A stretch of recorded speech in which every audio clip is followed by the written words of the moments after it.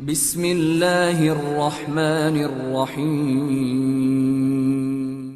Bismillahirrahmanirrahim. Assalamualaikum warahmatullahi wabarakatuh. Sahabat yang beriman, Anda semua pasti bertanya-tanya alasannya, mengapa iblis ini lebih takut mengganggu orang yang tidur di masjid dibanding orang yang sedang mengerjakan sholat?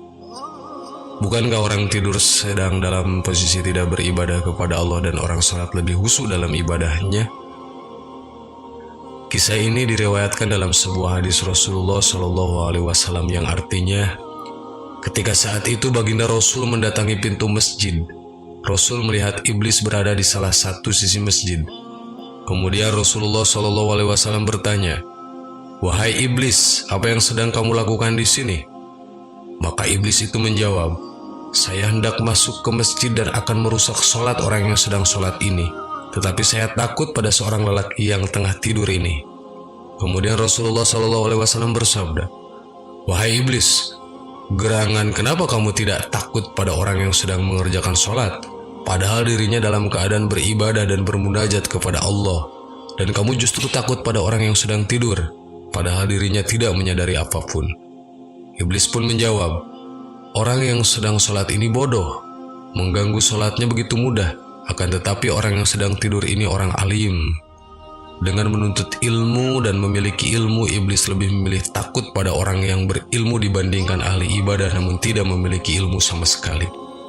Diriwayatkan Ibnu Abbas radhiyallahu an, Rasulullah SAW bersabda yang artinya, Nabi Sulaiman alaihissalam pernah diberi pilihan antara memilih ilmu, kekuasaan, lalu beliau memilih ilmu.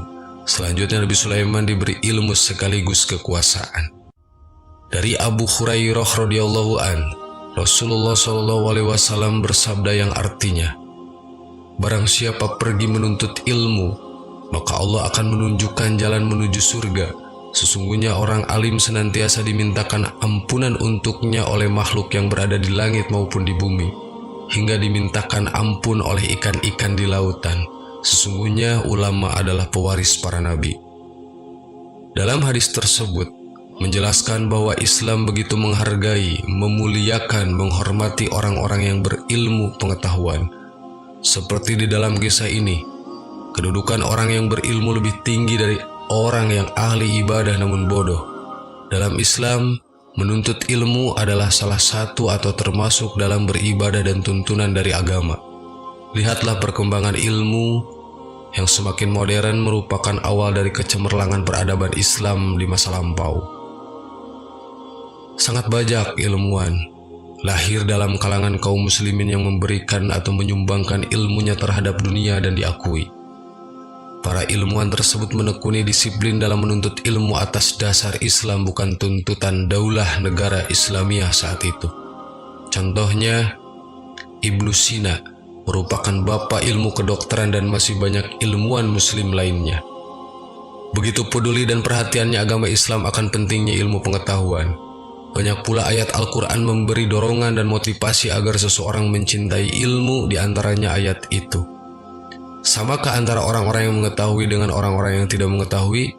Quran Surat Al-Zumar ayat 9. Tak hanya itu, Al-Quran sendiri mengajarkan umat manusia berdoa kepada Tuhannya agar senantiasa ditambahkan ilmu pengetahuan.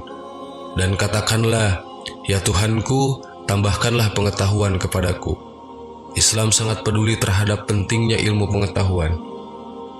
Di dalam ayat-ayat Al-Quran banyak juga terdapat dorongan atau motivasi supaya umat muslim belajar mencari ilmu, mencintai ilmu. Beberapa ayat-ayat Al-Quran tersebut diantaranya yang berarti, di ayat lain Allah juga berfirman, Allah Subhanahu wa Ta'ala akan meninggikan orang-orang yang berilmu di antara kamu dan orang-orang yang berilmu pengetahuan sebeberapa derajat. Al-Mujadalah ayat 11.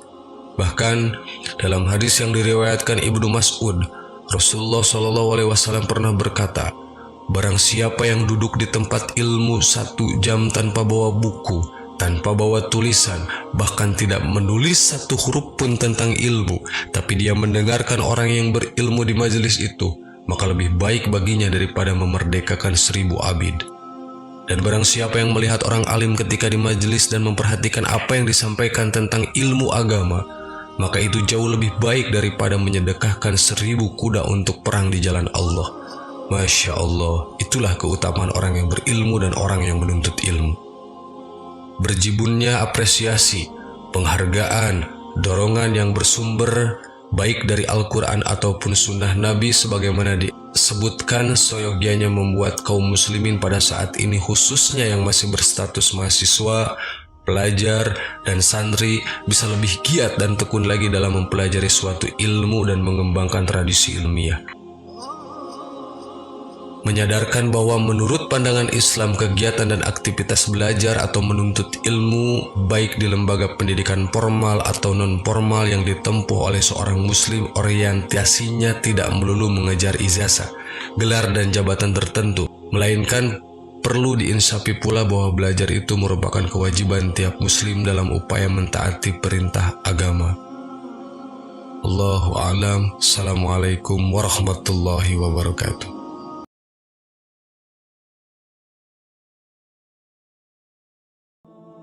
Bismillahirrahmanirrahim. Assalamualaikum warahmatullahi wabarakatuh. Sahabat yang beriman, neraka merupakan tempat pembalasan dengan segala penyiksaan yang amat pedih. Tentu tidak ada satupun orang yang ingin menjadi penghuninya. Akan tetapi, ada banyak orang yang akhirnya terjerumus ke dalamnya karena perbuatan mereka selama berada di dunia. Banyak orang yang tidak menyadari bahwa kehidupan di dunia hanyalah sementara. Mereka mulai terlena dengan kenikmatan dan bujuk rayu iblis untuk melakukan perbuatan maksiat. Padahal akhirat menjadi kehidupan yang sebenarnya bagi semua makhluk. Dosa dan kemaksiatan itu membuat banyak orang akhirnya masuk neraka dan menjadi penghuni yang kekal di dalamnya. Bahkan ada di antara mereka yang tidak akan pernah keluar dari dalamnya dan tidak akan pernah mati. Siapa mereka? Berikut informasi selengkapnya. Penghuni yang akan kekal berada dalam neraka adalah orang-orang kafir dan orang-orang musyrik. Mereka adalah kaum yang tidak mempercayai Allah sebagai satu-satunya zat yang harus disembah. Orang-orang ini justru menyekutukan Allah dengan yang lainnya. Allah Subhanahu wa Ta'ala berfirman, "Dan orang-orang yang mendustakan ayat-ayat kami dan menyombongkan diri, mereka itu penghuni-huni neraka, mereka kekal di dalamnya." Quran Surat Al-A'raf ayat 36. Andai kata berhala-berhala itu Tuhan, tentulah mereka tidak masuk neraka, dan setiap mereka akan kekal di dalamnya. Quran Surat Al-Anbiya ayat 99. Bagi orang kafir, mereka akan merasakan pedihnya disiksa di dalam neraka jahanam. Bahkan mereka tidak akan dibinasakan oleh Allah Subhanahu wa Ta'ala. Hal ini terdapat dalam firman Allah yang artinya, "Dan orang-orang kafir, bagi mereka neraka jahanam, mereka tidak dibinasakan, sehingga mereka tidak mati dan tidak pula diringankan dari azabnya." Quran Surat Al-Fatir ayat 36. Adapun orang-orang yang kafir dan mendustakan ayat-ayat kami, mereka itu penghuni neraka, mereka kekal di dalamnya. Quran Surat Al-Baqarah ayat 39. Sesungguhnya orang-orang kafir dan mereka mati dalam keadaan kafir, mereka itu mendapat laknat Allah, para malaikat dan seluruh manusia. Mereka kekal di dalam laknat itu. Tidak akan diringankan siksa mereka dan tidak pula mereka diberi penangguhan. Quran Surat Al-Baqarah ayat 161-162.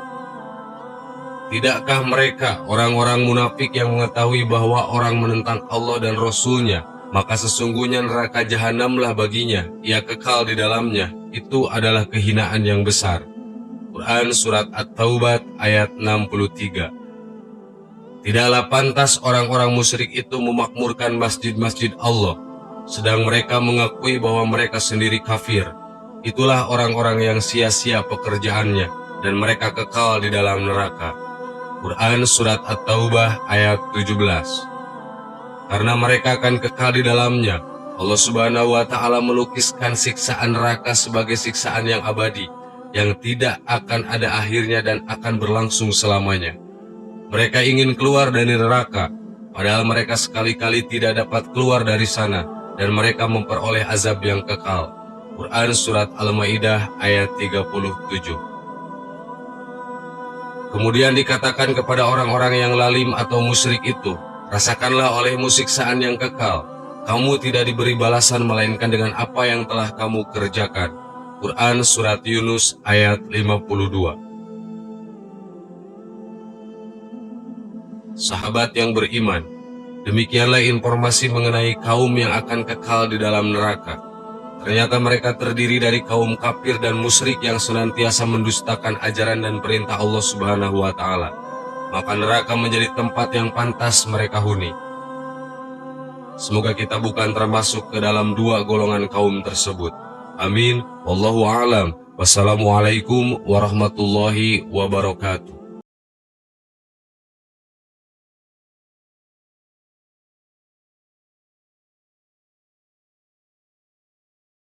Subhanallah